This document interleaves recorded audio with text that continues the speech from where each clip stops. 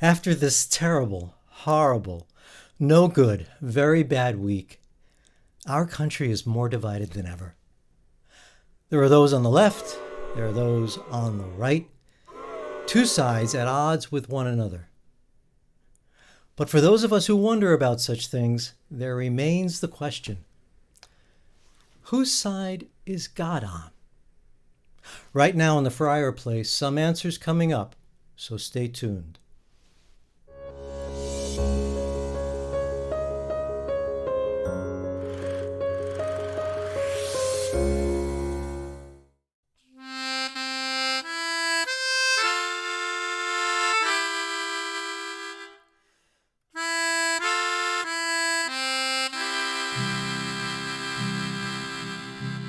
Oh, my name, it ain't nothing.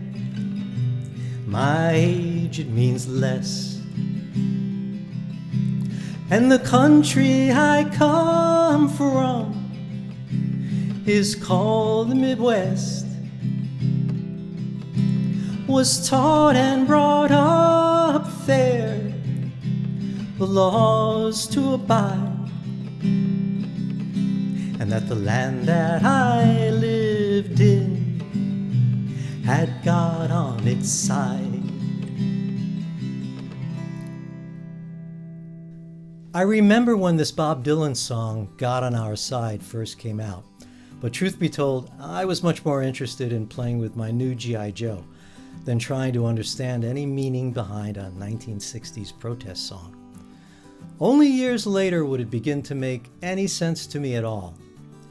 And now, decades later, I'm reminded of it again, as our country reels from the killing of George Floyd, experiencing more civil unrest and protests than any of us alive today can ever remember.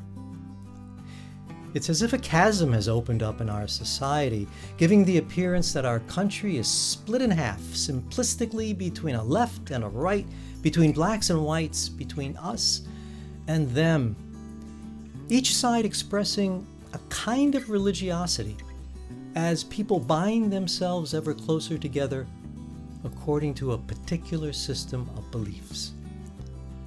There are new kinds of evangelists seeking converts called allies, who've been awakened to their sins of omission and are now seeking atonement. There are law and order Pharisees, and there are impassioned zealots fighting for a cause they know is just. It's just all become so very, very biblical. That said, whose side is God on? Is God showing favoritism in any of this? Of course God has his favorites, right? Wasn't Israel God's favorite and not Egypt? But favoritism is a human thing. What God does is favor. To be favored by God is to be called, to be given a mission, to be asked to partner with God in a divine undertaking for the greater good. To be favored by God is nothing easy or simple. To be favored by God doesn't cut you any slack or give you many perks, if at all. Just look at Abraham and Sarah and Noah and Moses and Mary and Jonah. And being favored by God doesn't automatically make you a saint either, because God never requires perfection of those he calls. Just look at that ruddy-faced King David. So this is why I refuse to take a side in any of this. Why, as a Franciscan, something deep within me recoils at all of the vitriol being slung about, all the childish ad hominems and whataboutisms, all the violence and threats thereof. Do you think it could possibly be that, without showing any favoritism, God is choosing to favor all sides?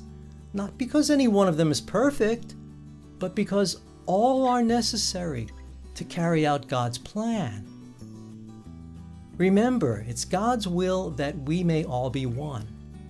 It's that other guy who prefers division. As being favored by God, no side can be spared having to make sacrifices. No side can be spared the taking on of great responsibilities or having to make amends. No side has any right to replace humility with hubris, and no side dare ever condemn the other one. For at the end of the day, which one of us is without sin? So whose side is God on?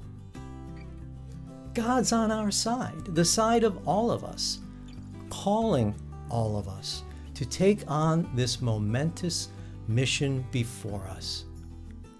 Granted, this one's a tall order, but we can do it because what comes along with being favored by God is nothing less than grace.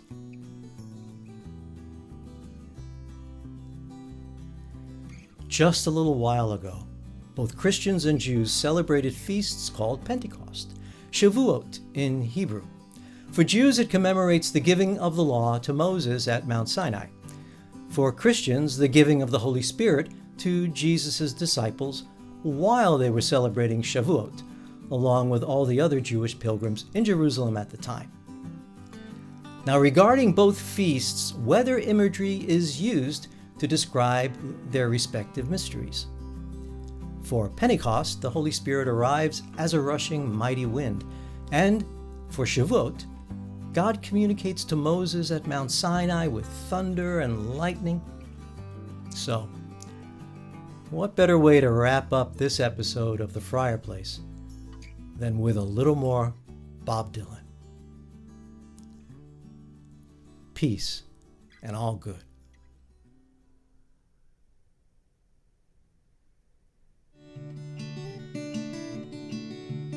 How many roads must a man walk down before you call him a man? Yes, and how many seas must the white dove sail before she sleeps in the sand?